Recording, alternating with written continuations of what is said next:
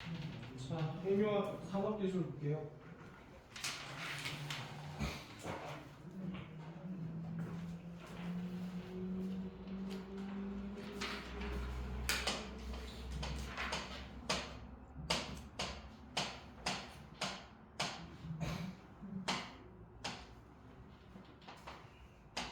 네, 정말 간단하게 얘기를 했던 것 같은데 아닌가? 핵융합의 기본적인 원리 같은 거는 간단하게 얘기를 말씀드렸으니까 제일 쉬운 부분에서 빨리빨리 넘어가고 뒤에 거 좀 많이 볼게요.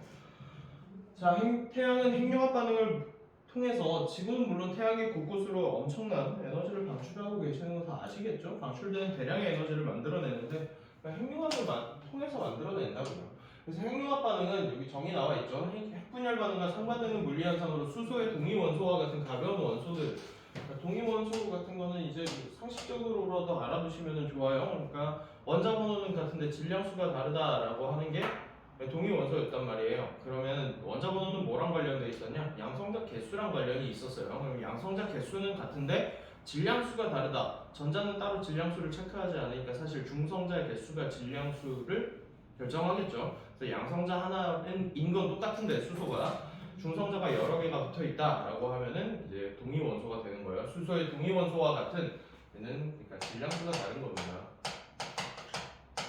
가벼운 원소핵들이 초고온의 상태에서 서로 결합하여 헬륨과 같은 좀 더 무거운 원소핵을 형성하는 반응을 말하는데, 자, 이때 질량 결손이 생긴대요. 그래서 가벼운 원소핵들이 결합하면 질량 결손이 생겨서 에너지가 방출되는데 그 방출되는 에너지가 어떤 식으로 만들어지냐? 중성자의 운동 에너지로서 나타나게 된다고요. 이러한 핵융합 연쇄 반응을 인위적으로 일으켜서 에너지화하는 것이 핵융합 에너지 개발의 목표라고 합니다. 그런가 봐요. 그러면 얘네들이 합쳐져가지고 수소와 같은 애들이 초고온의 상태에서 합쳐지면 헬륨이 만들어지고 헬륨과 동시에 중성자가 운동 에너지를 가지고 온 사방으로 튀어나가게 되는 게 이게 핵융합 반응이라고요. 중성자들이 이렇게 튀어나가게 된다. 그래서 이게 중성자가 만들어진다가 아니라 중성자가 운동 에너지를 가지고 흘러간다라는 게 에너지인 거지. 그게 중요한 거예요. 넘어가서 핵융합 반응에 가장 적합한 연료는 중수소와 삼중수소인데 단일의 양성자로 구성된 일반 수소와 달리 양성자 하나에 중성자가 하나 더 있는 게 중수소. 그래서 얘는 중성자가 하나 있고요. 그 다음에 얘는 그러면 중성자가 두 개가 더 있다라고 하니까 중성자가 세 개 있는 겁니다. 그래서 얘는 중성자가 세 개예요. 그러면 헬륨 원자 핵이 중성자가 몇 개 있는지 우리 저번 시간에 옛날에 한번 했단 말이야. 얘는 중성자를 두 개 가지고 있어요. 그러면 지금 남는 중성자가 몇 개가 생겨요? 두 개가 남아요. 그러면 두 개의 중성자들이 이런 식으로 운동 에너지를 가지고 튀어나가게 되는 게 핵융합 반응의 에너지 방출의 원리 이렇게 되는 거겠죠.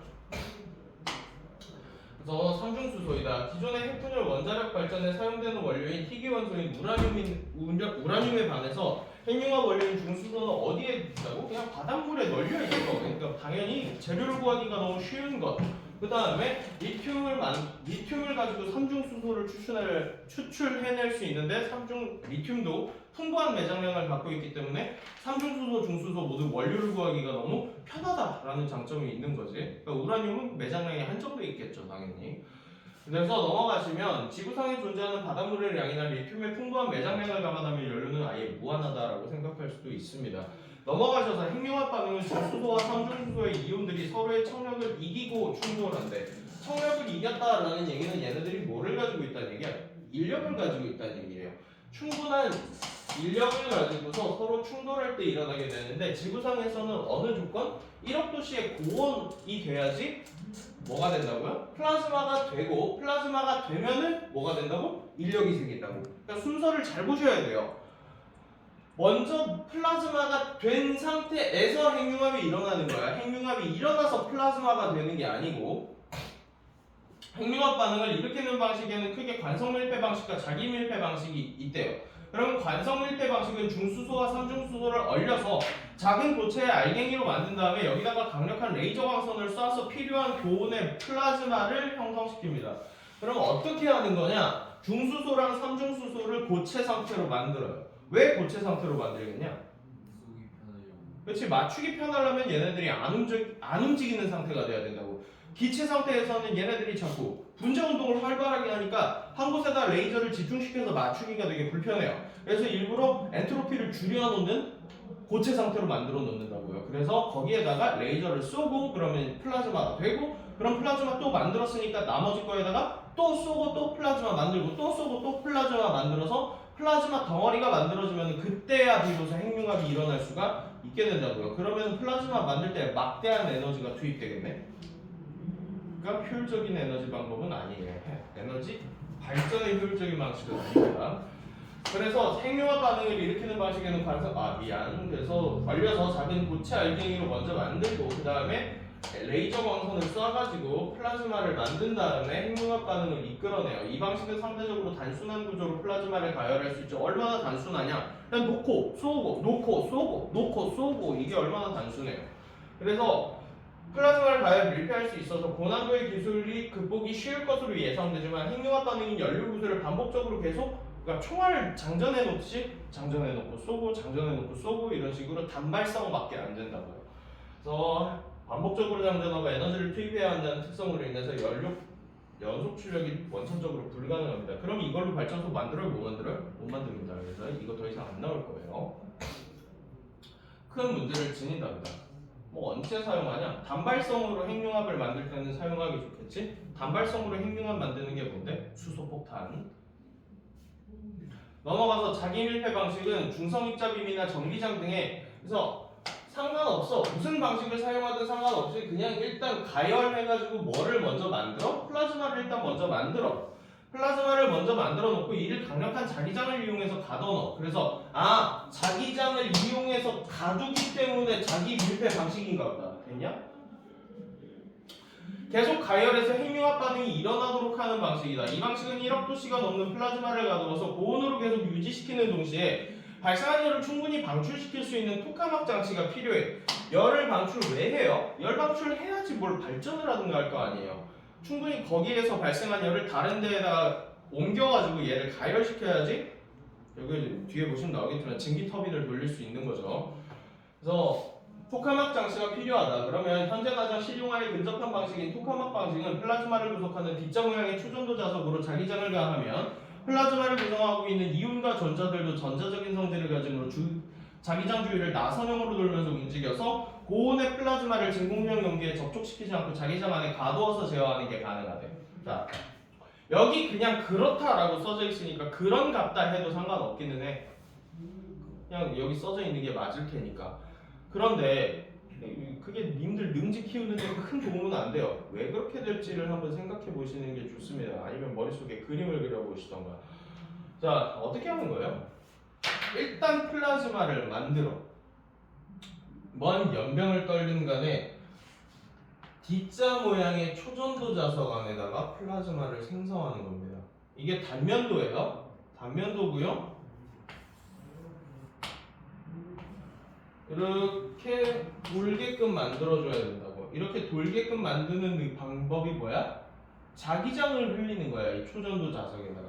그러면 플라즈마가 여기에 이렇게 만들어진단 말이야. 어떤 방식으로? 중성자, 입자, 빔을 쏘든가 나발이든가 해가지고 이렇게 플라즈마를 만든 다음에, 자, 플라즈마가 뭐냐면 이온파라고 돼 있는데 혹시 화학에서 이온화 아직 안 배웠니? 이온 배웠냐? 과학 통과해서 배워? 뭔데? 전자가 빠져나간다고? 전자를 얻거나 잃어가지고 원소가 이온이 되는.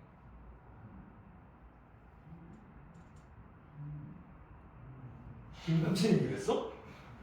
나 통과 때는 이온 관련된 건 그런 거. 그 정도까지? 네.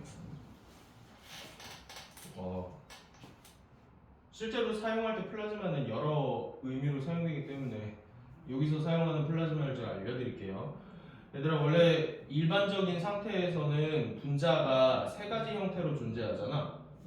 세 가지 상으로 존재하잖아. 고체, 액체, 기체. 이 세 가지 상이 일반적인 상이란 말이야. 근데 이렇게 갈수록 뭐가 더 많은 거야? 에너지가 더 많은 거지. 근데 기체 상태에서 그 다음 단계의 에너지 상태를 가진 걸 우리는 플라즈마라고 불러.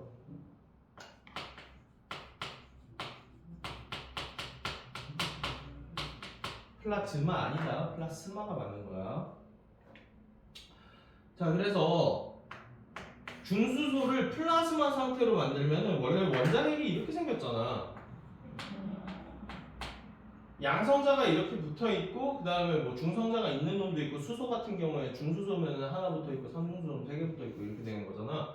그러면 여기 중성자가 이렇게 붙어 있고, 이 사이를 뭐가 도니? 전자가 이 사이를 이렇게 돈단 말이에요. 그러면 이 양성자와 전자 사이의 정전기적 인력에 의해서 얘가 계속 원운동을 하는 거잖아. 근데 에너지를 가하게 되면 얘가 안정이라고 불안정이라고? 불안정해진다 그랬지. 에너지를 충분히 많이 먹으면 이 양성자, 중성자, 전자도 충분한 에너지를 먹게 된 거잖아. 그럼 활동성이 많아지니 적어지니? 에너지를 많이 먹었으니까 활동성이 많아질 거 아니야. 그러면 이 정전기적 인력보다 더 큰 에너지를 먹은 상황에서는 얘네들이 다 제각기 놀아요. 전자 따로 돌아다니고, 양성자 따로 돌아다니고, 중성자 따로 이렇게 다 모든 연결이 끊어져. 너무 큰 에너지를 받아서. 그래서 이렇게 약간 구름처럼 뭉게뭉게한 상태가 이렇게 되거든. 이거를 플라즈마라고 불러. 그러니까 초고온의 에너지를 먹으면은 원자가 플라즈마 상태로 붕괴하는 거야. 그러면 이게 어떻게 되냐면, 자 봐봐. 양성자는 극성 가지고 있지. 전자도 극성을 가지고 있지. 그럼 뭐에 영향을 받니? 자기장의 영향을 받을 수밖에 없단 말이야. 그래서 여기다가 뭐를 흘려줘? 자기장을 이 초전도 자석에 이렇게 감아 놓는 거야. 자기장 감을 수 있는 방법은 뭐야? 여기다가 한쪽 방향으로 전류를 이렇게 흘려 놓으면은 얘가 자기장이 이렇게 감길 거 아니야. 그러면은 전자와 양성자 상태로 분리되어 있는 이 보통 이거를 이온이라고 부른다고. 요 양성자를 이온이라고 불러. 그러면 이 이온이 자기장을 타고 어떻게 돼? 얘가 이렇게 계속 도니까 이렇게 빙빙빙빙 원운동하면서 도는 게 이해되냐? 이렇게 빙빙빙빙하면서 원운동을 한다고. 결국에는 이 상태가 만들어진다고요. 이해돼요? 그러면 여기에서 지금 양성자와 전자의 어떤 이온과 전자는 뭐에 영향을 받니? 자기장의 영향을 받지. 근데 중성자도 있잖아. 플라즈마 상태에 중성자도 있잖아. 근데 중성자도 에너지를 충분히 먹었을 거 아니야. 얘는 지 맘대로 막 움직이겠지. 자기장의 영향을 안 받잖아, 얘는. 그래서 뒤에 읽어보시면 아시겠지만 플라즈마 상태가 되면 이 겉에 뭐가 생긴다고요?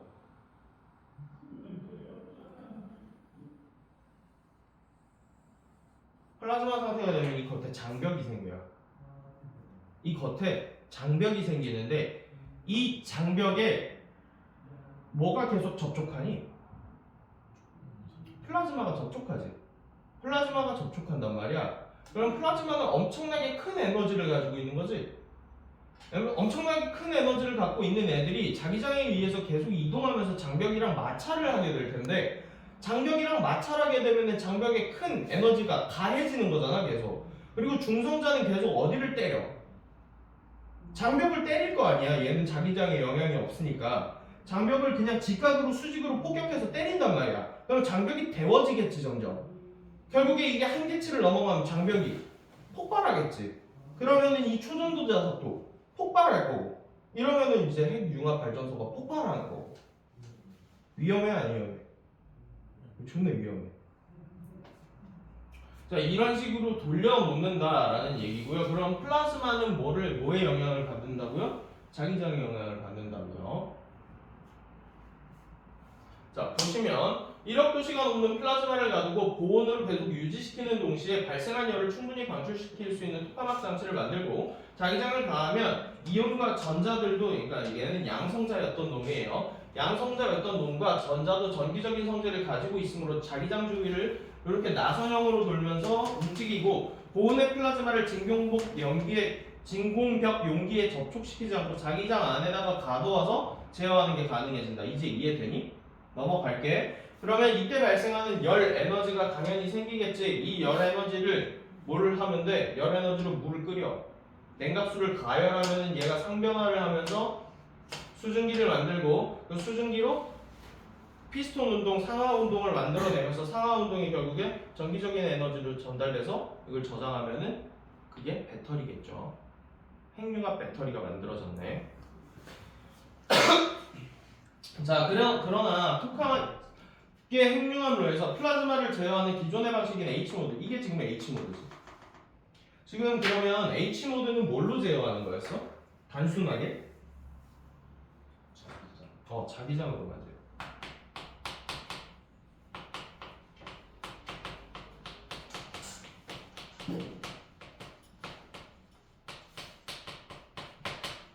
자, 자기장으로만 제어하는데 당연히 그러니까 안전장치가 뭐밖에 없다는 얘기랑 같은 거야. 자기장밖에 없다는 얘기랑 같은 거야. 그러면은 이 자기장이 멈추는 순간 폭발할 위험이 굉장히 크다는 얘기예요. 근데 님들도 아시겠지만 우리 지금 사온 초전도체가 존재합니까? 존재하지 않죠. 그 사기잖아요. 사기라고 얘기할 수는 없지. 과학에서는 실패는 성공의 애미가 되니까. 자, 얘들아, 전류를 건다는 거는 이 초전도체가 아니면 이 자석에다가 전류 걸면 뭐 생기니? 저항 생기지. 저항은 같은 말이. 저항이 있다는 건 곧 뭐가 발생한다는 얘기니? 열 발생이랑 같은 얘기지. 야, 자기장 녹냐? 자석 녹냐 안 녹냐? 적당한 양의 자기장을 걸 게 아니라 엄청 강한 자기장을 걸어야 될 거 아니야. 그럼 여기에다가 엄청 강한 전류를 보낸다는 거잖아. 엄청 강한 전류를 보낸다는 거는 결국에 자석에다가 존나 뜨거운 저항값을 걸어 놓는 거거든. 자석 녹아 안 녹아? 녹아. 뚫리지. 그럼 자기장 못 걸지. 그럼 또 폭발. 위험하네. 자, 그래서 플라즈마의 가장자리에 형성되는 장벽, 여기 내가 장벽 그래서 미리 그려놨죠. 장벽을 활용하기 때문에 가장자리의 압력이 인계치를 넘어가서 풍선처럼 터지는 플라즈마 경계면 불안정 현상이 발생해서, 그러니까 에너지를 너무 과하게 받으니까 이 장벽이 뭐 할 수도 있다는 얘기야? 인계치를 넘어가면 터질 수도 있다는 얘기야. 그래서 플라즈마 경계면 불안정 현상이 발생해서 핵융합로 내벽에 손상을 일으킬 수가 있어. 하지만 최근 개발된 파이어 방식은 상대적으로 낮은 플라즈마 밀도에서라고 했으니까, 자, 파이어 방식과 H모드 방식을 이제 비교를 해볼 건데, H모드 방식은 뭐가 더 높대? 플라즈마의 밀도가 더 높대. 그러면 훨씬 더 많은 뭐를 가지고 있는 거야? 질량을 가지고 있는 거지. 질량이 곧 뭐였는데? 에너지였는데. 그러니까 H모드 방식은 자기장으로 제어를 하는 대신에 위험해. 따라서 안전장치가 하나밖에 안 걸려 있거든. 대신에 어떤 장점이 있냐? 파이어 모드에 비해서 더 큰 에너지를 생산할 수 있어.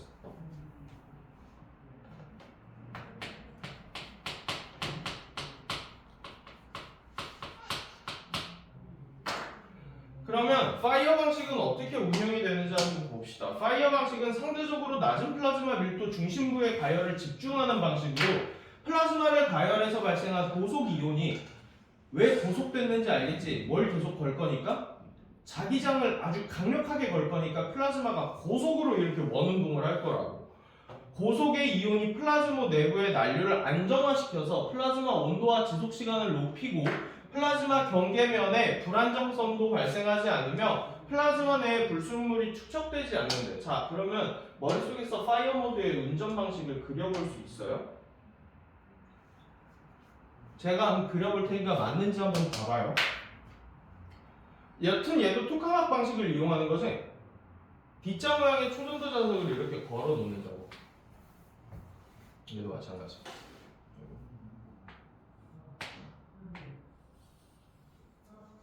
좀 대충 그렸는데 이해 안 되면 문제 없을 겁니다. 얘도 마찬가지. 안에다가 뭐를 만들어? 이러쿵 저러쿵 해가지고 플라즈마를 만들어.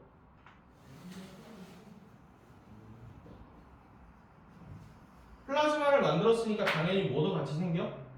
가장자리에 장벽도 생겨. 아까 전에 위에서 뭐라 그랬어? 플라즈마가 생성되면 옆에 장벽이 생성된다며. 얘도 이렇게 장벽이 있어.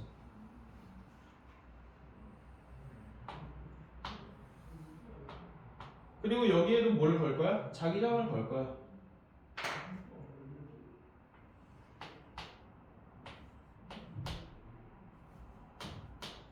자기장을 이렇게 걸어 놓을 건데, 자, 상대적으로 플라즈마의 밀도가 어떻다? 낮다.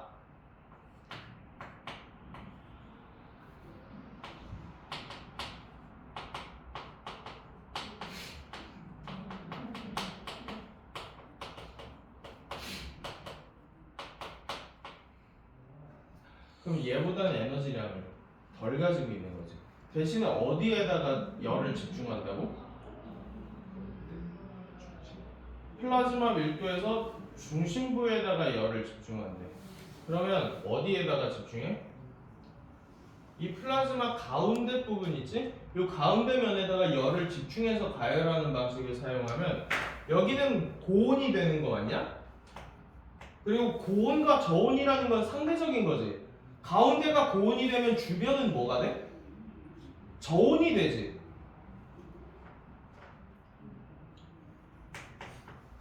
주변부가 저온이 된다고. 그러면 에너지는 고온에서 저온으로 항상 흐르는 게 맞니? 여기도 저온이 될 거 아니야. 그러면 고온에서 저온으로 에너지가 이동했어. 그럼 여기가 상대적으로 다시 데워지면서 얘도 저온 쪽을 찾아가겠지.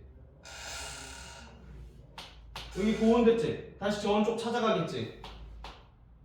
안에서 뭐 하는 거야 얘네들이 계속? 섞어. 대류돼. 그러면 안에서 자기들끼리 이렇게 돌고 있기 때문에 상대적으로 바깥으로 마찰되는, 장벽과 마찰되는 양이 H모드에 비해서 어때? 적어져. 그리고 에너지 밀도 자체도 더 낮고, 그러니까 장벽 경계면, 플라즈마 경계면 불안정 현상이 H모드보다는 훨씬 더 덜 하게 되는 거야. 그러면 쉽게 얘기하면은 파이어 모드는 플라즈마 밀도를 낮추고 자기장으로 제어를 하면서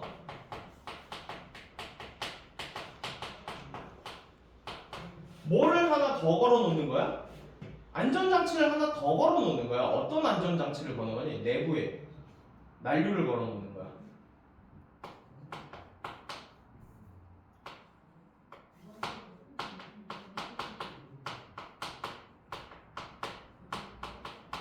그러니까 더 큰 에너지를 상대적으로 얻을 수는 없지만 어떤 장점이 있어? 안정적이야.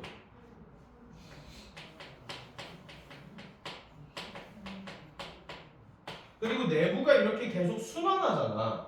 플라즈마 내부가 순환하니까 얘 같은 경우에는 순환하지 않고 그냥 한 방향으로만 돈단 말이지. 그러면 상대적으로 바깥쪽에 뭐가 계속 축적되겠니? 여기 뭐 나온대? 퇴적물이 축적된대잖아. 불순물이 축적된대잖아. 근데 얘는 안에서 자기들끼리 계속 섞이니까 뭐가 덜 축적돼? 불순물이 덜 축적돼. 이러한 장점도 있고. 그래서 조금 더 효율적인 방식이라고 얘기를 하고 있어요. 실제로 그런지는 알고 있지만 안 알려줄게요. 다 끝나고 나서 알려줄게요. 획기적으로 양성되어 핵융합 발전의 실용화를 앞당기는 데 기여를 하고 있대요. 그러면은 가장 초창기의 방식이 관성 밀폐 방식이었는데 얘는 일단 발전 용도로는 부적합. 그래서 두 번째 자기 밀폐 방식을 사용하기 시작했는데 자기 밀폐 방식에서 H 모드를 사용하다가 이게 너무 위험하다 보니까 안정장치를 내부 난류로 하나 더 걸어놓는 파이어 모드 방식이 가장 최근 기술로 상용화되려고 준비 중에 있다 까지가 이 글의 전체 내용 요약이에요. 맞나요? 자, 핵융합 에너지는 한정적인 자원인 석유나 천연가스와 달리 지속적인 공급이 가능하며 원자력 발전을 통한 핵분열 에너지와 달리 방사능의 위협도 없고 화석 연료와 달리 환경을 파괴하는 일단 CO2의 방출도 없어요. 그런데 실제로는 방사능이 어느 정도 있기는 합니다. 왜냐하면 얘도 핵융합 에너지를 사용하기 때문에 대신에 반감기가 6개월이에요. 반감기는 제가 저번에 한번 말씀드렸죠. 반으로 줄어드는데 걸리는 기간이 몇 개월? 6개월이면 반이에요. 그러면 1년이면 4분의 1 되는 거지. 그러면은 크게 인체에 해로를 일으킬 만한 방사선의 양이 생성되질 않아요. 그러니까 위험이 좀 덜합니다. 그리고 또 바닷물 1리터에는 0.03g의 중수소가 존재하는데 이것만 가지고도 300리터의 휘발유와 맞먹는 에너지 효율이 굉장히 좋네요. 사실상 무한대의 에너지를 공급할 수 있었어요. 서울과 부산 사이를 3번 정도 왕복할 수 있는 300m 휘발유와 동일한 에너지를 낼 만큼 막대한 양의 에너지, 자 이런 거는 밑줄 칠 필요 전혀 없죠. 그냥 좋다는 얘기니까요.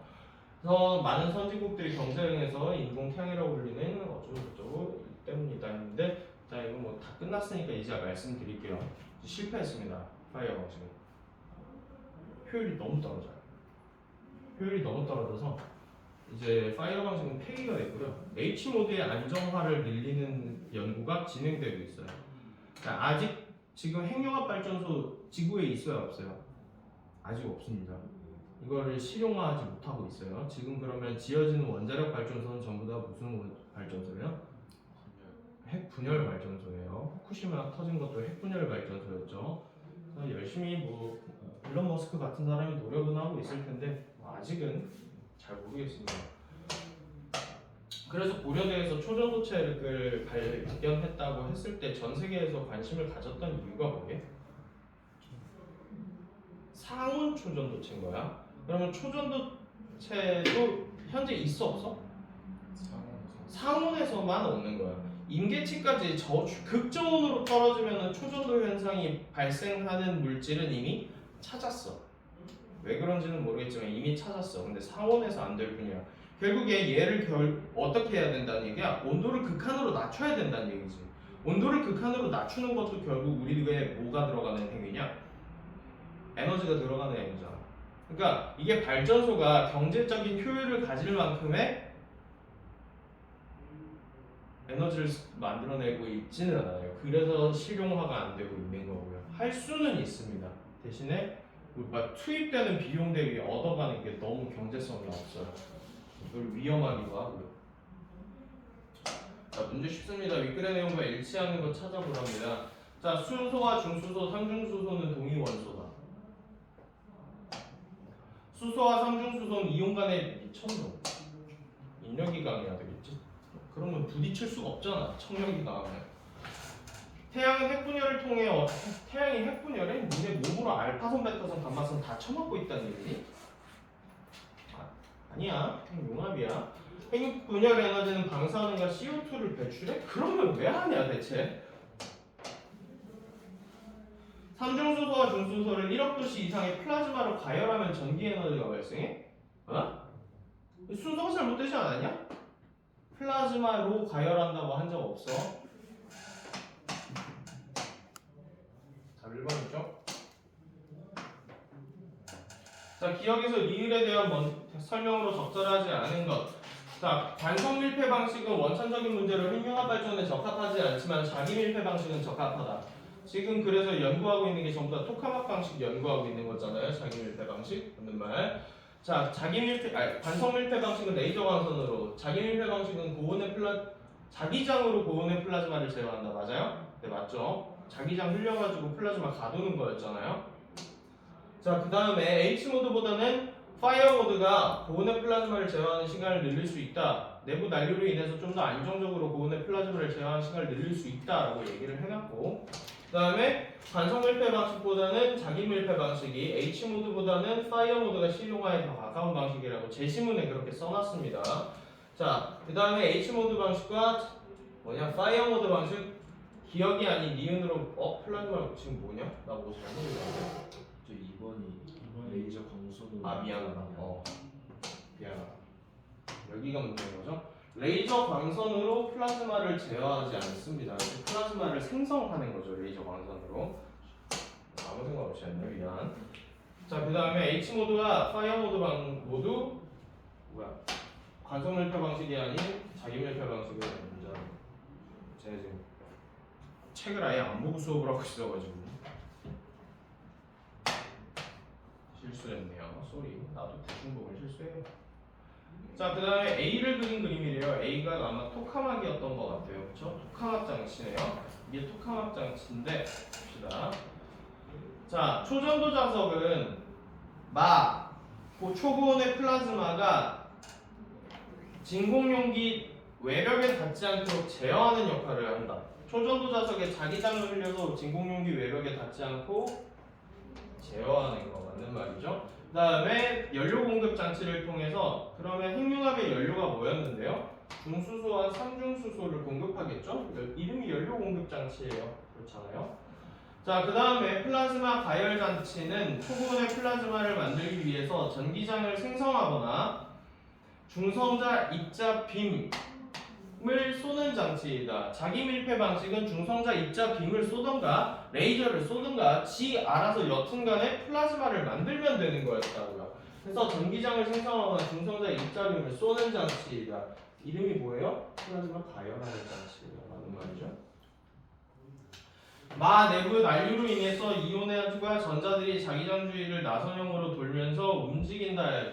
자, 내부 난류로 인해서 도는 거예요? 아니면 초전도 자석의 자기장 때문에 도는 거예요? 초기전도 자석의 자기장 때문에 도는 겁니다. 내부 난류는 플라즈마 내부 안에서 도는 거를 얘기하는 거고요. 그래서 답이 여기 있겠네요. 자, 핵융합 반응으로 생성된 중성자의 운동 에너지가 결국에 그러면 장벽을 계속 때리겠지. 장벽을 계속 때리면 토카막 장치의 열 이제 밖으로 분출하는 장치를 통해서 냉수를 뭐해요? 끓여요. 냉수를 끓여가지고 고온수로 만들어서 증기를 발생시키고 그걸로 터빈을 돌리면은 발전 장치가 완성이 됐다. 그래서 맞는 말이죠. 열 에너지가 되어서 사가 바로 변한다. 그래서 냉수가 고온수로 바뀐다. 맞는 말이네. 그죠? 그죠? 자, 자기 밀폐 방식으로 1억 도씨가 넘는 고온의 플라즈마를 가두기 위해서는 강력한 자기장을 발생시키는 자석이 필요한데 초기의 핵융합 연구에서 사용한 전자석은 전기 저항에 의해서 뭐가 발생해요? 저항값이 생기면 열이 발생한다는 얘기입니다. 그러면 자기장의 세기도 제한이 될 수밖에 없어요. 뭐의 한계가 정해져 있는 거야? 흘릴 수 있는 전류와 전압의 한계가 정해져 있는 거야. 너무 뜨거우면 자석이 녹아버릴 거란 말이지. 그래서 자기장을 아주 짧은 시간 동안만 발생시킬 수 있었어. 그러면 잠깐 자기장 만들었다가 또 뭐 해야 돼? 자석 식혀야 돼. 잠깐 자기장 만들고 자석 식히고 잠깐 자기장 만들고 자석 식히고 이런 식으로 돌아갔었는데 금속이 초저온의 임계 온도가 되면은 전기 저항 값이 빵이 돼. 더 이상 뭐가 안 생기니 자석에 열이 발생을 하질 않아. 초전조 자석을 사용하면 강력한 자기장을 이제 그냥 무한대로 발생시킬 수 있어서 핵융합 반응을 지속적으로 일어낼 수 있어요. 그래서 그때 고려대가 그거 발표했을 때 핵융합 발전 연구하는 기업들의 주가가 미친 듯이 치솟았다고요. 이것만 되면은 진짜 사실 뭐를 얻게 된 거야? 인류가 에너지난에서 해방된 거야. 상온 초전도체만 개발이 된다고 하면. 그러니까 아바타가 현실이 된다니. 야, 영화 아바타 봤냐? 순간 봤어요. 2를 보든 뭐 1을 보든 그 짤은 알지 않아? 아바타 행성 가면은 그 섬이 둥둥 떠 있잖아. 그 섬이 왜 둥둥 떠 있게? 그 상온 초전도체야. 그래서 인간들이 그 행성 가서 뭐 다 뺏어오잖아. 그 물질 다 뺏어오는 거거든. 초전도 물질, 상온 초전도 물질 다 뺏어오는 게 그 아바타 내용이에요. 족간이 미안해라는 내용이네. 영상 찍고 있는데 개소리를 하도 많이 해가지고. 전기저항이 빵이 되는 초전도 현상을 발견한 게 핵융합 발전의 계기가 됐어? 아니? 그냥 일반 자석으로도 했는데 대신에 어떨 가능성이 높겠냐? 자기장 꺼졌을 때 족될 가능성이 진짜 존나 큰 거예요 이거. 초전조 자석을 D자 모양으로 만들면 와우. D자로 만들면 저항이 빵이 돼? 씨발 이런 거 있으면 바로 투자하세요. 와 얘는 D로 구부렸더니 초전도 현상이 발생하더라. 이런 거 있으면 떼돈이다. 토카막 장치의 초전도 자석은 열이 발생하지가 않아서 열을 냉각시키는 장치가 필요가 없겠군. 그렇겠죠. 초전도 자석이 열을 발생시키지 않는다는 얘기였으니까요. 대신에 뭐는 해야 됐을까? 계속 임계온도까지 낮춰야 될 거야. 데워지면 계속 임계온도를 낮추고. 자, 다음에 고온의 플라즈마는 초기의 전자석에서 나오는 자기장에는 정기적인 성질. 야, 플라즈마가 초기 거에는 전기적을 안 띄었다가 최근 거에는 전기적인 걸 띄는 거야? 플라즈마가 양자 역학이야? 그런 게 어딨어. 파이어모드 운전 방식에 사용되는 초전도 자석은 자체적으로 와 꿈의 기술 아니냐 이거? 막 자동으로 어느 정도 온도가 되면 아 나 임계 온도까지 내려가야지 나 전기 저항 빵 돼야 되겠다 말해도 안 되는 얘기죠. 이런 거 있으면 투자하세요. 왜 틀린 거야 대체? 왜 틀린 거야? 12월에 3번 했길래 아닐 줄 알고 5번 했는데. 뭐야 씨. 스스로를 믿지 못하는 거야? 그냥 스스로 자체적으로 임계 온도까지 내려가면 나 같으면 야 알려줘 그런 거 나왔다 그러면 나 투자하게 내 전 재산 다 돌아박을 수 있어 그러면. 자 137번에 보시면 일으키며 발생시키며 만들며 찾으시면 됩니다. 트럭 한 부대가 먼지를 발생시키며 만들며 자 3번이죠. 자 넘어가서 봅시다. 비행기 뜨는 얘기 한번 할게요.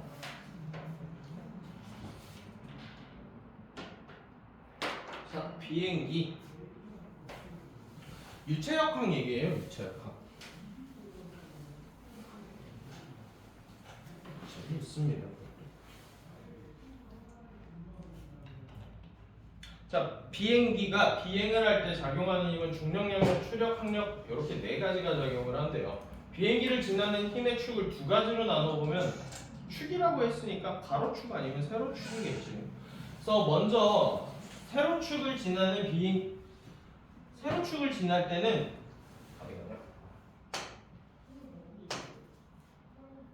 야 당연한 얘기지. 이런 거 체크할 거야? 이런 거 밑줄 칠 필요가 없는 거야. 중력은 지구 당연한 얘기지. 이런 것도 체크할 필요가 없는 거야. 중력이 그럼 지구 쪽으로 당기는 거겠지. 지구 밖으로 미는 거겠냐? 자 그러면은 비행기가 뜨려면 뭐를 이겨야 돼? 떠야 되면 중력을 이겨야 돼. 그럼 양력은 그 반대 방향이면 양력 방향은 이 방향이네. 윗방향이네. 비행기 앞뒤를 지나는 축은 비행기의 진행 방향이랑 일치하는데 추력은 비행기가 날아가는 경로를 정한대. 그러면 추력은 비행기의 뭐를 정하는 거냐? 사실상 속도를 정하는 거네. 그 다음에 항력은 그 반대 방향을 향한대. 뭐 같은 게 항력으로 많이 작용할까? 공기 저항 같은 거. 반대 방향으로 당기는 힘이겠죠. 그러면은 비행기 방향을 이쪽 방향이라고 설정을 할게요. 그냥 가정을 이쪽 방향이라고 하면은 항력은 어느 방향? 이 방향. 요 방향으로 항력이 나온다. 그래서 나 같으면 이런 식으로 화살표 해놓고 끝낼 겁니다. 비행기가 일정한 속도, 일정한 높이, 일정한 방향으로 나는 걸 등속 수평 비행이라고 하는데 등속 수평 비행을 할 때는 같은 축에 있는 두 가지 힘이 평형을 당연한 얘기 아니야? 속도가 변하지 않는다는 거는 추력과의 항력이 0이 되는 지점이라는 것일 거고 그러면 등속 수평 비행이면은 고도가 변하지 않는다는 거지. 세로축이 변하지 않는다는 얘기는 양력과 중력이 합이 0이 되는 지점이라는 얘기잖아. 이걸 뭘 어렵게 생각해. 그냥 빵빵 된다고. 가로축 힘 합쳐서 빵, 세로축 힘 합쳐서 빵 이러면 등속 수평 비행. 즉 비행기는 등속 수평을 할 때 내 힘이 평형을 이루도록 제작해야 된다. 아무 얘기 없죠. 얻어갈 게 없습니다. 자 비행기의 날개를 제작할 때 고려해야 할 힘은 양력과 항력 두 가지랍니다. 왜 그럴까요? 비행기를 앞으로 진행시키는 힘은 어차피 우리가 고려할 바가 아닐 거야. 엔진 그냥 존나 센 거 달면 되는 거잖아. 그래서 이거는 우리가 고려할 바가 아닐 것이고 그럼 중력은 어차피 뭐랑 같이 갈 거야? 비행기 무게랑 같이 갈 거야. 그러니까 비행기를 그냥 가볍게 만들면 중력은 상쇄시킬 수 있어. 그러면 어떻게 하는 게 좋을까? 양력을 크게 만들고 항력을 작게 만드는 게 우리가 결국에 생각해 봐야 될 문제라는 거예요. 그러면 비행기 날개를 제작할 때는 뜨는 힘과 못 가게 당기는 힘을 고려해야 되는데 비행기를 그러니까 이제부터 양력하면 헷갈리시잖아요. 그냥 뜨게 하는 힘이라고 생각하세요. 그 다음에 비행기의 날개 윗면과 아래면에 생기는 공기의 압력 차이에 의해서 발생한대요. 비행기의 날개는 양력을 발생시키기 위해 윗면을 아래면보다 볼록하게 하고 앞면을 뒤쪽보다 약간 높게 제작한대요. 이거 약간 기울기를 어떻게 약간 이렇게 올려놓은 거지. 앞면을 뒤쪽보다 높게 제작한다는 건. 이렇게 수평으로 만들어 놓는 게 아니라 기울기를 약간 뉘어 놓는다는 거예요. 이렇게. 그럼 그려볼게요.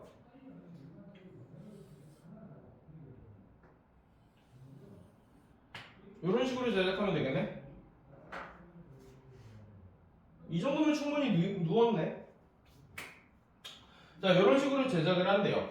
그러면 비행기 날개에서 발생하는 양력은 대개 베르누이 법칙으로 설명된다. 자, 쫄지 마. 씨발 베르누이 법칙이고 몇 법칙이고 니김이 뭔 법칙이고. 아, 영상에 자꾸 비속어가 너무 많이 들어가거든. 여자애들 하면 갖다 놔야 되겠다 여기. 남자애들밖에 없으니까 욕을 너무 많이 하게 되네. 여기서 안 찍어도 돼. 그 화목 나도 그러고 싶었는데 딴 데서 까먹고 안 찍었으니까 지금 여기서 찍고 있는 걸 거 아니야. 너무 새끼야. 야, 자 봐봐. 발생하는 양력은 그러니까 이게 뭔지 이게 중요한 게 아니라 이게 뭔지가 중요한 거야. 속력이 높은 곳은 압력이 어떻게 돼? 낮아지고 속력이 낮은 곳은 압력이 높아진다는 게 베르누이 법칙인데 당연한 얘기야. 대체로 법칙 얘기는 당연해. 자, 비행기가 이제 이 공기층을 뚫고 지나갈 거란 말이지. 뒤에 있는 추력의 힘으로 얘를 계속 밀어내고 지나갈 거야. 그러면 얘는 여기 막혀 있지. 상대적으로 위쪽에 비해서 밑에가 막혀 있잖아. 그러면 비행기가 바람을 뚫고 지나갈 때 여기는 싹 부드럽게 뒤로 이렇게 타고 넘어갈 텐데 여기에는 뒤에 걸리냐 안 걸리냐? 여기 약간 걸리지? 둘 중에 거리가 뭐가 더 길겠냐? 아래 게 더 길겠지. 그러면 위에 있는 공기는 빨리 흘러가고 밑에 있는 공기는 상대적으로 느리게 흘러가지. 그러면은 위에 있는 공기가 빈 시간이 더 많아지는 거잖아. 더 빨리 간다는 얘기는 비어있는 시간이 더 많아진대. 자, 공기가 상대적으로 덜 있어. 압력이 많아져. 공기가 적어. 압력이 큰 거야, 작은 거야? 아니지. 공기가 빨리 지나가서 위에가 공기가 없다니까? 아, 여기가 저기압되는 거지. 원리를 설명해주고 있는 거예요. 여기가 저기압이 되지. 빨리 지나갔으니까. 그럼 상대적으로 밑에는 위가 고기압이 되면 얘들아 저기압 고기압은 상대적인 거 맞지 율주야? 한쪽이 저기압이 되면 반대쪽이 뭐가 되니? 고기압이 되는 거지. 이건 당연한 얘기잖아. 자, 공기의 흐름은 당연히 어디에서 어디로 흘러요? 고기압에서 저기압으로 흐르는 거 맞잖아요?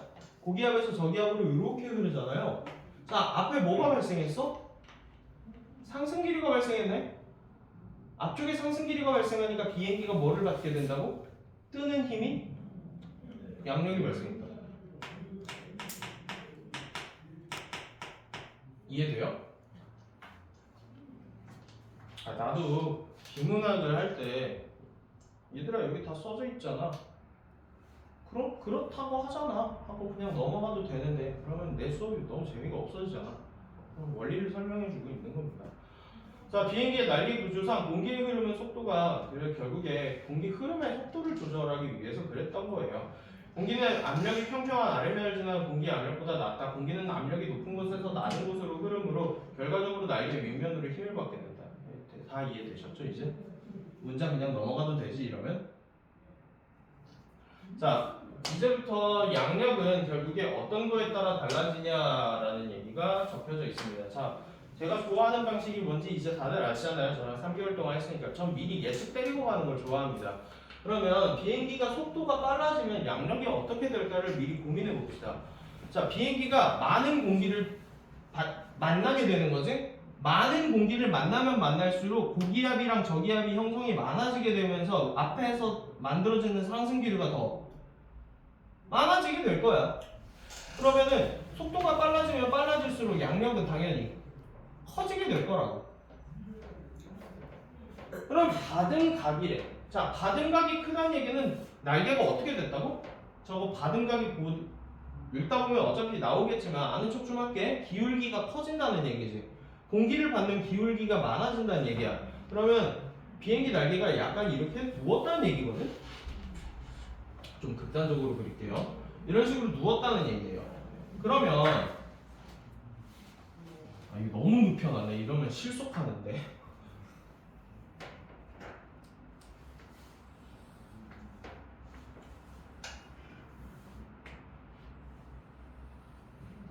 이 정도로 눕힐게요. 이 정도로 눕혔어요. 자, 그러면 비행기가 공기를 많이 받죠. 아랫면에 공기가 과하게 많이 분포하겠죠. 여기 많이 때려 맞을 거 아니에요.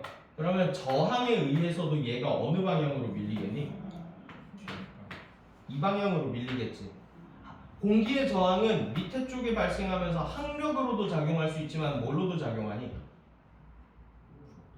양력으로도 작용할 수 있다고. 여기 이렇게 두드려 맞으면서 얘가 이리로 밀려. 그치? 그러면은 공기 저항이 많아지니까 당연히 위로 잘 뜬다고요. 됐어요? 그래서 여기에 이렇게 두드려 맞는 공기가 많아지니까 여기가 뭐가 더 많아질까요? 공기가를 많이 만나요. 고기압이 더 강력하게 형성이 될 거라고요. 고기압이 훨씬 더 강력하게 형성이 되고 위에는 당연히 상대적으로 훨씬 더 적은 압력을 받게 된다고. 그러면 저기압을 받게 되고 이런 식으로 양력을 더 크게 받을 수도 있고 거기에다가 뭐까지 늘어났어? 공기 저항값까지 늘어나니까 받음각이 커질수록 양력은 자연스럽게 엄청 커지게 될 거야. 됐지? 여기까지? 다음 날개 단면의 형상. 이건 모르겠어요. 한번 읽어봐야 될 것 같고. 자, 공기 밀도. 공기 밀도가 높으면 높을수록 뭐를 많이 받는다고? 똑같은 원리야. 밑에 공기를 많이 만나게 된다는 얘기거든? 아니면은 앞에 공기를 많이 두드려 맞게 된다는 얘기고, 그러면 밑에 뭐가 많이 작용해? 공기 양이 많아지니까 고기압이 형성이 되고 위에는 상대적으로 저기압이 되니까 이렇게 상승 기류가 발생을 하기도 할 거고 공기를 많이 밑에서 두드려 맞으니까 저항도 훨씬 더 커지지. 저항이 커지니까 이게 이렇게 더 세게 가는 거 아니야? 그러면 양력이 더 잘 생기겠네. 그럼 밀도에 비례하겠네. 속력에 비례하겠네. 받음각에 비례하겠네. 끝. 됐니? 자, 그 다음 날개 면적. 야, 이건 당연하다. 날개 면적이 많으면 잘 뜨겠냐 안 뜨겠냐? 잘 뜨겠지. 왜? 공기 더 많이. 공기 더 많이 만나니까. 자, 양력은 비행기 속력의 제곱에 비례한다. 이런 거 하고 내가 뭐 하지 말라고 그러냐 맨날. 식 하지 말라고. 이거 하고 싶잖아. 막 이지랄하고 싶잖아. 이렇게 할 필요가 있어? 야, 제곱에 비례하는 거면 그냥 속력에 비례하는 거랑 뭐가 다른데 이게? 음수를 어떻게 해요? 아, 씨발, 속력이 음수가 나올 수가 있어? 후진하면 비행기 후진하냐? 개 같은 소리를 하고 있어. 너 강주원이야? 강주원 같은 질문하고 있네. 상식적인 얘기를 해라. 너 얘기해놓고 지금 존나 민망하지 않아? 속력이 음수가 되는 소리라고 자빠졌어. 미친 새끼인가? 속력의 제곱에 그냥 속력에 비례한다고 양력이. 와, 이채원이 이런 질문도 하는 거야. 괜찮아. 실망하진 않았어. 창의성이 좋다. 꼭 물리학자야. 이제 새로운 지식을 얻기 위해서 항상 기존의 지식에 의문을 가져야지. 그래서 비행기의 속력이 빨라지면 그러면 자 미안해 나 국어 선생님이니까 써져 있는 대로 할게 씨발아. 속력이 빨라지면 비행기는 높이 뜬다고. 아싸 물려먹기 개좋네. 야, 받음각은 앞뒤를 연결한 직선은 시위선과 자, 비행기의 앞과 뒤를 연결한 직선은 시위선과 비행 경로가 이루는 각을 받음각이라고 할 거래. 그러면 비행기가 야 이거 사실 뭐란 얘기냐? 이렇게 바꿔도 돼. 이거 그냥 기울기 얘기하는 거지. 기울기가 비행 경로가 이루는 각으로 기수를 올리면 뭐가 커진대? 기울기가 많이 커지겠지. 기울기가 올라가고 내리면 작아진대. 그러면 양력을 많이 받기 위해서는 기수 올려야 돼요, 내려야 돼요? 기수 올려야 되겠죠. 그래서 캠버선은 날개 윗면과 아랫면 사이의 중간 지점을 연결한 가상의 선으로 캠버는 캠버선과 쉬위선 사이의 거리래. 야, 이거 그러면 이거 뭐라고 생각하는데? 볼록한 정도로 하고 생각이 들 수 있는 게 1차원 적이겠지만 시위선이 앞뒤를 연결하는 선이기 때문에 이게 결국에 기울기 값이었단 말이야. 기울기와 비행기 가운데를 연결하는 선이래. 이게 두꺼워졌다라는 얘기는 비행기가 캠버선과 캠버선이 여기 있으면 캠버 커진 거죠. 비행기 볼록해진 거야? 기울기가 누운 거야? 누운 거야. 그럼 캠버는 두께를 뭐 물론 두께가 될 수도 있겠지만 두께보다는 뭘로 생각하는 게 나아? 기울기야.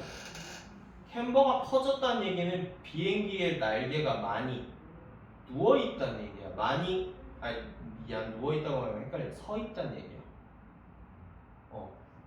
됐니? 캠버는 사실 뭐랑 그런 같은 얘기니? 받음각과 캠버가 같은 거라는 얘기야 이거. 이해돼? 그러면 캠버와 어디 갔어? 받음각은 클수록 양력이 커져. 자, 왜 그런지 이제 이해됐다. 사실 뭐였으니까?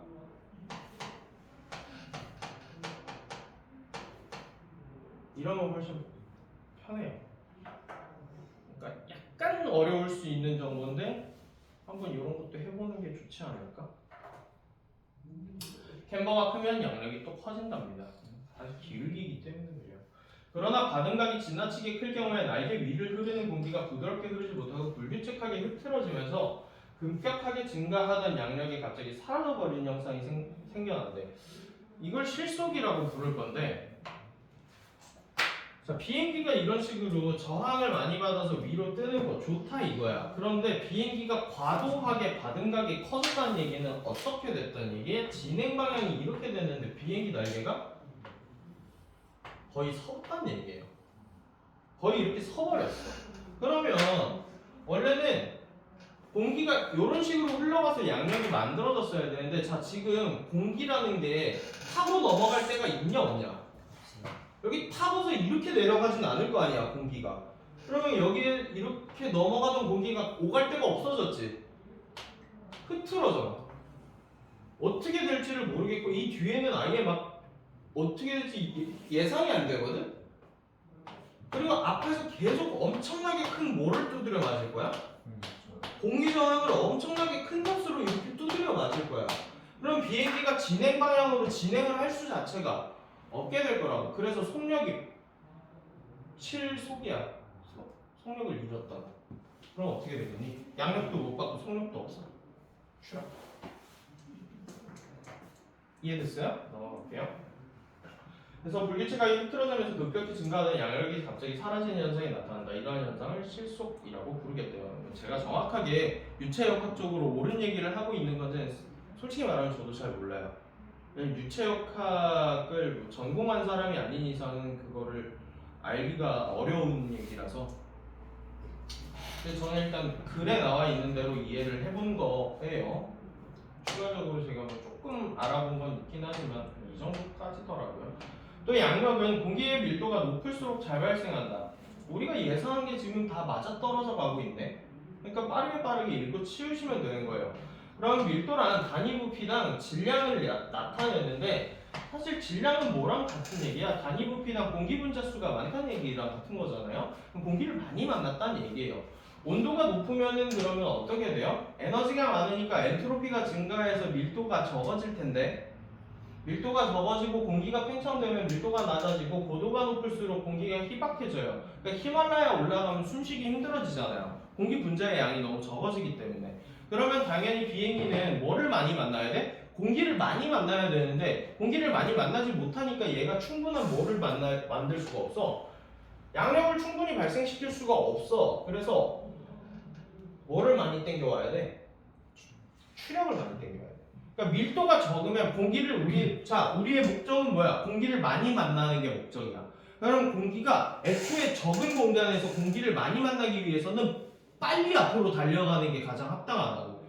그러면 추력이 많아지면 양력이 더 많아지니까 고고도의 고온이어도 뜰 수가 있다라는 얘기입니다.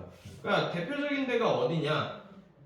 적도 부근의 고고도라고 그냥 문제에서 나올 텐데 안데스 산맥 정도라고 생각하시면 될 것 같아요. 적도 부근의 고고도가 많지는 않은데 안데스 산맥이 거기에 해당하거든. 그래서 거기에 뜨는 비행기들 보시면 날개가 엄청 큽니다. 날개 엄청 커요. 경비행기 말고 가벼운 거. 추력은 왜? 선생님 왜 엔진 더 비싼 거 달면 되잖아요. 걔네가 돈이 많은 국가가 아니라는 거. 추력이 커진다는 얘기는 엔진 커졌다는 얘기지. 야 그거 여객기로 쓰겠냐? 귀 다 터질걸?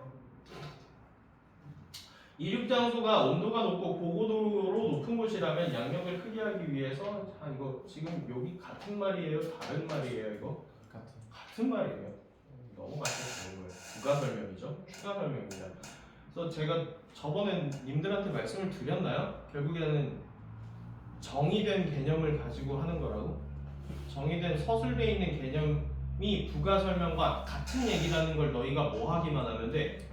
이해하기만 하면은 뭐를 더 꼼꼼하게 안 읽어도 돼? 예시와 부가 설명을 충분히 덜 읽어도 돼. 정의를 정확하게 이해했다라면. 그래서 날개의 면적도 양력의 발생과 관련이 있어요. 당연히 그렇겠지. 날개가 면적이 크면 클수록 공기를 많이 받기 때문에 자 우리의 목적이 뭐였다? 공기 많이 만나기였어. 날개 면적 크면 공기 많이 만나기잖아. 그러면 양력이 커지겠죠. 이처럼 날개가 크면은 상대적으로 뭐에서도 날 수 있다고요? 양력이 애초에 충분하기 때문에 뭐가 덜 있어도 돼? 엔진이 조금 덜 해도 된다는 얘기야. 적은 추력으로도 날 수가 있어요. 저속 비행기가 뭐예요?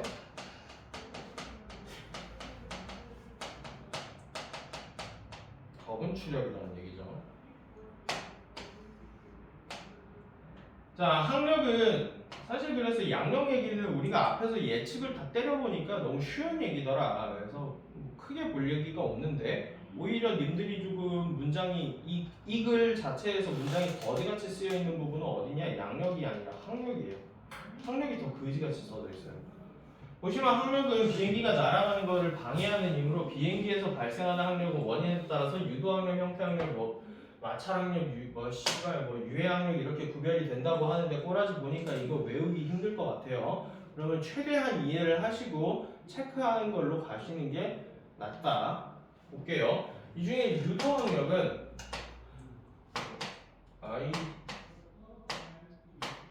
유도항력은 속도가 느릴 때 중요하게 작용하고 나머지 항력은 속도가 빠를 때 작용한대. 먼저 유도항력은 날개가 날아갈 때 날개 윗면과 아랫면에서 발생한 압력 차이로 발생한대. 여기서 일단 재밌어야 돼. 궁금했어야 된다고. 아까 전에 뭘로 작용했었냐? 날개의 압력 차이는 양력으로 작용했었는데 이게 어느 순간으로 오니까 뭘로도 작용한다? 항력으로도 작용한대. 재밌네. 그래서 유도항력은 양력과 같은 이유로 발생하는데 날개 끝에서는 압력이 높은 아랫면의 공기가 압력이 낮은 윗면으로 돌아가면서 소용돌이가 발생하고 이것이 비행기가 잘 날아가지 못하게 하는 항력으로 작용한대. 어디에서 작용하는 거야? 당연히 항력이니까 끝부분에서 작용하는 거거든. 자, 봐봐. 똑같이 앞에서는 양력으로서 이렇게 압력 차이를 잘 이용을 했어요. 우리가 잘 써먹었는데 이게 날개 뒷면으로 오다 보니까 자 여기 고기압이지. 마찬가지로 고기압일 거 아니야. 밑에 쪽이 바뀌지 않을 거잖아요. 여기가 저기압이고요. 그러면 공기의 흐름이 당연히 아래에서 위로 올라간다고. 근데 지금 얘가 뭐 만날 게 없지 더. 여기에서 뭐 한다고? 돈다. 이렇게 돌아버리면 얘들아 소용돌이가 친다는 건 한 점으로 주변에 있는 공기가 모인다는 얘기랑 같은 거지. 앞으로 가려는 힘이 일로 방향 힘의 작용을 하는 게 아니라 어느 방향으로 힘이 작용하냐? 이 소용돌이 방향으로 소용돌이 중심 방향으로 공기가 당겨져 올 거 아니야. 그러면은 항력으로 작용하지. 추력과 반대 방향으로 작용할 거 아니야. 그래서 유도항력이 원리가 양력과 같은 원리로 유도 항력이 생기는데 얘는 오히려 비행기가 앞으로 날아가지 못하게 하는 힘으로 작용을 할 수 있는데, 자, 언제 크게 작용한다고? 속도가 내가 체크해놨어. 느릴 때 크게 작용한다 했지. 왜 그런지 생각해봤어? 물론 생각 안 해봤겠죠. 그렇다고 하니까 그런 것 같다 하고 갔을 텐데, 근데 저도 뭐 그렇게는 할 수 있는데 그건 재미없잖아요. 자, 속력이 빨라진다는 얘기는 뭐가 충분하다는 얘기야? 추력이 충분하다는 얘기지. 추력이 충분하다는 얘기는 앞으로 밀고 가는 힘이 세다라는 얘기야. 맞지? 그러면 앞으로 밀고 가는 힘이 세면 이 뒤에서 이런 식으로 위로 올라간다고 하더라도 여기서 어차피 앞으로 갈 거지. 날개 계속 앞으로 그냥 계속 갈 거지. 그러면 이거 어떻게 될 것 같아? 이렇게 빠지겠지. 점점 속도가 빨라지면 빨라질수록 어떻게 돼버리냐?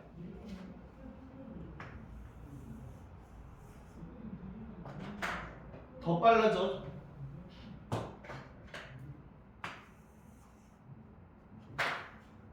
위로 올라갈 틈도 없이 그냥 앞으로 가버릴 거야. 그 상관이 없어. 속도가 빨라지면. 이해돼?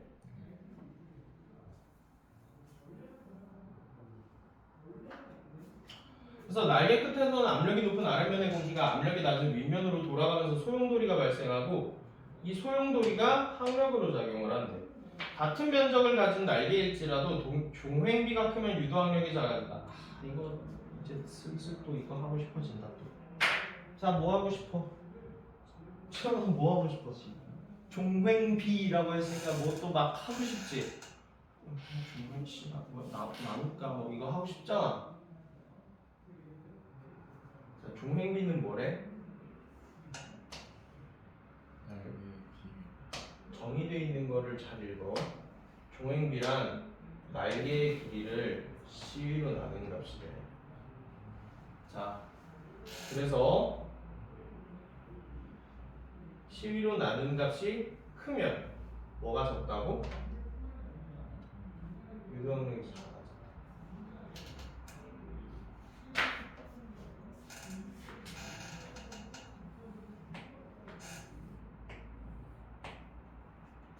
이런 날개 모양이 있고, 지금 칠판에 있는 네모칸 4개를 정확하게 내가 네모로 둘러친 거거든? 그러니까 면적 둘이 같을 거야. 그치? 그러면 비행기 몸체가 여기 달려있다고 쳤을 때 둘 중에 유도 항력이 작은 거는 뭐냐? 시위로 나누고 지랄할래?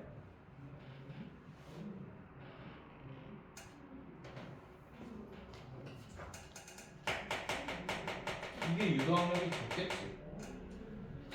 왜? 자, 분자에 누구 들어가야 돼?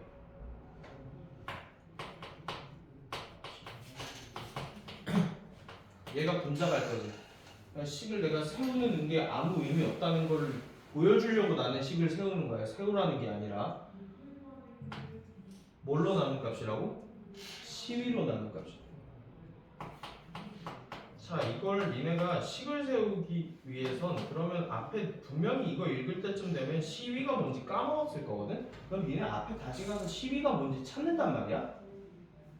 근데 이게 종횡비고 여기 이 문장에 적혀져 있는 정보가 뭐야? 종횡비가 크면 유도항력이 작아진다지. 자, 종횡비 크려면 뭐가 커야 돼? 분자가 크면 되는 거지. 그러면 이거 그냥 몰라도 되는 거 아니야?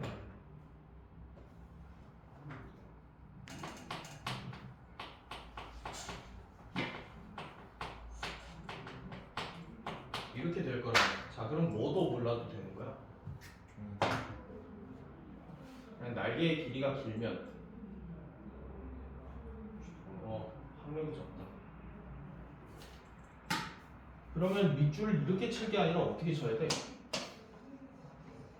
만약에 밑줄을 치겠다라고 하면 어떻게 쳐야 돼?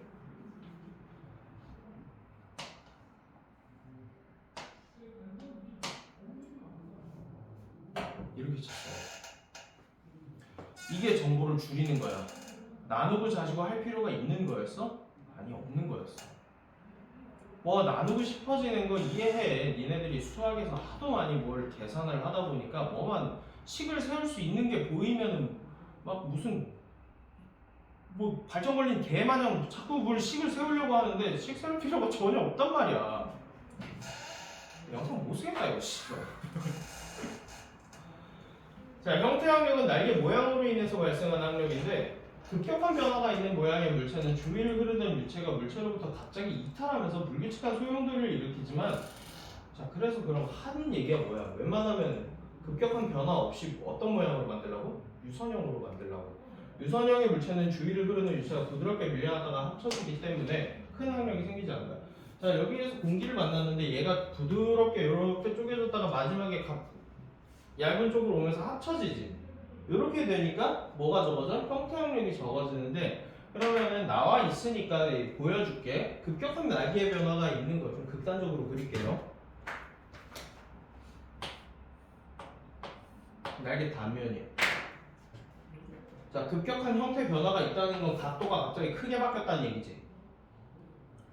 각도 크게 바뀌었지. 그러면은 공기를 이렇게 공기가 흐르다가 여기서 갈 길을 잃어. 여기서 갈 길을 잃으니까 뭐가 생겨 또? 소용돌이가 친다니까.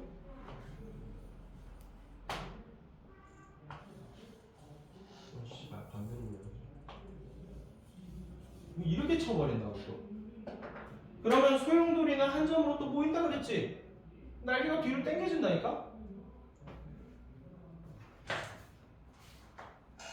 그래서 자, 보시면 유선형으로 만든답니다. 모양 예쁘게 부드럽게 만들라고 앞에를 좀 뾰족하게 만드는 게 좋겠네. 급격한 형태 변화 없이 좀 길게 뽑아가지고 널쩍하게 뽑는 게 좋겠구나. 그래서 계속 갈게요. 자, 어디 갔냐? 표면이 거칠수록 항력이 강해진대요. 이건 당연한 얘기인데 이건 더 생각할 필요가 없어. 표면이 거칠다는 얘기는 뭐가 많다는 얘기야? 날개가 공기에 마찰하는 표면적이 넓어진다는 얘기지. 그럼 마찰하는 표면적이 넓어지면은 당연히 저항값이 많이 발생한다고. 직선 모양으로 우리는 추력 방향으로 진행할 건데 얘가 마찰을 많이 받아요. 그러니까 저항값을 많이 받는다는 얘기는 내가 두드려 맞는 면적이 많아진다는 얘기지. 그럼 당연히 뭘로 작용을 할까? 항력으로 작용할 거야. 또 표면에 매끄럽게. 이런 건 체크 안 했죠. 마지막으로 유해 항력은 비행기에 부착된 물체나 날개나 몸체 사이의 형태에 의해서 발생하는데 여러 물체가 가까이 있을수록 그 주변을 흐르는 거자. 그러면 여기에 유해 항력은 언제 발생한다고? 공기끼리의 충돌 때문에 항력이 생기는 거예요. 그래서 유해 항력을 줄이려면 돌출물을 없애고 간섭하는 부품 간의 공격과 각도를 크게 만들어야 되는데 보시면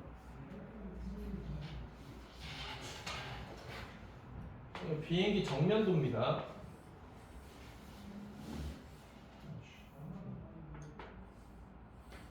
뭐 이렇게 생겼겠지. 근데 여기에다가 대체로 여객기 같은 경우에는 엔진을 한 발짜리를 이렇게 달아놓는 경우가 대체로 많은 것 같은데 이런 식으로 여객기를 만들어 놓죠. 자, 근데 빨리 가면 좋은 거니까 여기다가 엔진을 존내게 달아라 봅시다 우리. 왜 이렇게 안 하냐? 좋은데. 날개 만들어야 되는데, 야, 그러면은 이쪽 방향으로 이제 비행기가 진행할 거지. 그럼 얘 뭐 두드려 맞냐? 공기 두드려 맞지. 아, 당연히 선생님 안에 프로펠러 있고 엔진 있으니까 공기는 이 가운데로 빠지는데요? 그러면 여기는 안 흐르냐 공기가? 여기 공기 흐르지. 여기 공기 흐를 거지. 여기도 공기 흐를 거고 여기도 공기 흐른데 공기가 흐르면서 자기들끼리 이렇게 충돌하겠지. 공기가 흐르면서 자기들끼리 충돌한다고. 그게 뭘로 작용한다고? 항력으로 작용할 거라고. 그러니까 간섭하는 물체를 최대한 날개에서 떨어뜨려 놔야 돼. 그래서 웬만하면은 차라리 여러 개 달고 싶으면 이렇게 달라고. 이 정도면은 약간 충돌을 덜 하겠지.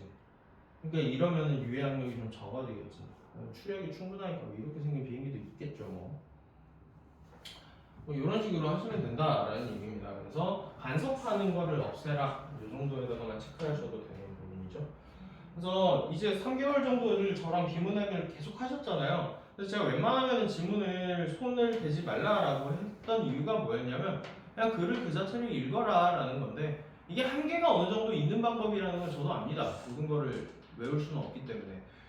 그러면 너희들이 알아서 뭐 하게 되냐면 최대한 손을 적게 쓰되 정말 필요한 데만 체크를 하게 된단 말이야. 그러니까 이제 슬슬 니네들도 중요한 부분을 알아서 체크하는 버릇이 들었으면 좋겠는 마음에서 웬만하면 처음에는 손대지 말아라 라고 했던 건데 3개월 정도 했으면은 중요한 부분에는 어느 정도 이제 손 좀 대세요. 중요한 부분 단 그래도 제가 말씀드릴 거는 문장에 밑줄 긋지 마세요. 문장에 긋지 말고 어절 단위로 띄어쓰기 단위로 좀 끊어서 이렇게 하세요. 제가 한 줄 전체를 다 밑줄 치는 경우는 잘 없거든요. 이것도 귀찮아가지고 이런 거지. 제가 만약에 해야 되는 거였으면 표면이 거칠면 항력 이렇게 해놨을 거라고요. 단어 수준으로 해요. 왜 그러냐? 이제 까먹었잖아. 내가 문제 풀다가 이거 읽었는데 분명히 내가 읽었는데 까먹어. 난 니네 이성을 믿어. 그래도 기억은 날 거거든. 그러면 뛰쳐 올라왔을 때 어디에 내가 쳐놨는지도 어느 정도 뇌 속에 그림이 있어. 어느 부분이었더라? 가 그림에 남아. 뛰쳐 올라오시면 된다고요. 자, 유해 압력은 비행기 속력. 아씨, 또 이런 거 하지 말라 그랬지. 그냥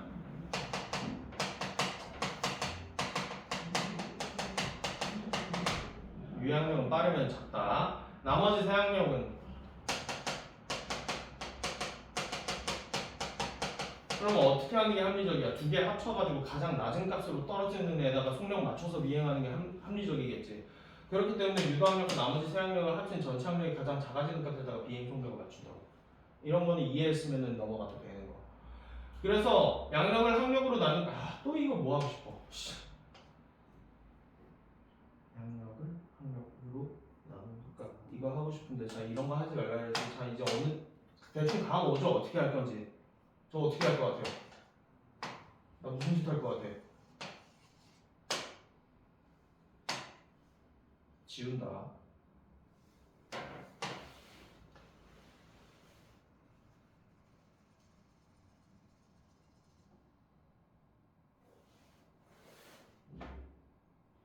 필요 없어.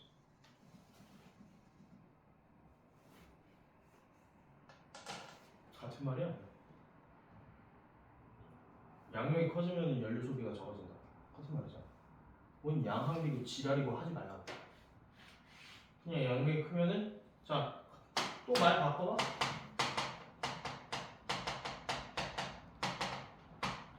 추력 적어도 돼. 자 중력에는 무게 중량이라고 하는데 비행기 자체의 무게가 기본이 되고 거기에 추가되는 연료, 사람, 짐, 장비 무게에 따라서 달라지는데 비행기는 동일한 속도로 비행할 때 많은 짐이나 사람을 싣기 위해서 야 비행기 무겁게 만들 거야 가볍게 만들 거야? 가볍게 만들어야지. 그러니까 쓸데없는 막 준호 같은 애들 타고 있으면 양력 막 비행기 추락 직전이야. 양력이 부족해. 그러면 준호 먼저 던진다. 뻥이야. 화물칸 먼저 열겠지. 최대한 불필요한 거 먼저 버려요. 자, 추력은 비행기를 전진하도록 하는 힘으로 추력을 발생시키는 동력은 뭐예요? 엔진이에요. 그래서 이처럼 중력과 추력은 재료나 구조, 엔진 성능과 관련이 있다 했습니다. 우리가 더 볼 게 아닙니다, 이건. 그쵸? 자, 빠르게 문제 보고 갑시다. 138번 볼게요. 자, 날개를 유선형으로 만드는 이유가 뭐예요? 부드럽게 가라고. 형태 항력 때문에. 됐어? 급격한 변화가 없게 하기 위해서. 네 가지 힘의 방향은 화살표 4개. 원하는 방향으로 회전? 어떻게 하는데? 난 모르는데? 비행기 돌리는 방법은 잘 모르겠네요. 읽어봤는데도 알 수가 없고. 추력을 이륙할 때 많은 추력이 필요한 이유가 뭐예요? 이륙할 때라는 게 무슨 뜻인데? 양력이 아직 빵인 상태라는 거야. 양력이 빵인 상태이기 때문에 양력을 발생시킬 때는 빨리 달려야 되겠다. 비행기에 적용하는 중력과 추력에 영향을 주는 중력 무게요, 추력 엔진이요.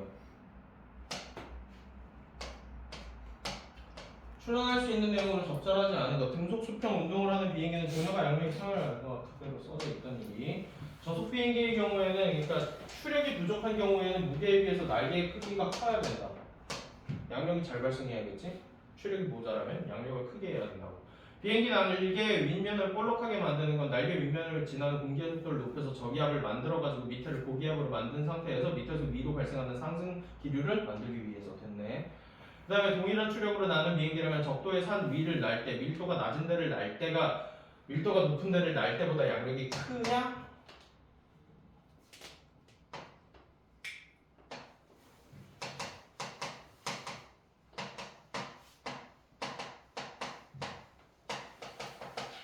잘못됐지? 자, 받음각이 큰 경우보다 동일한 추력으로 더 빨리 날 수 있다. 자, 받음각이 크면 뭐가 커져요?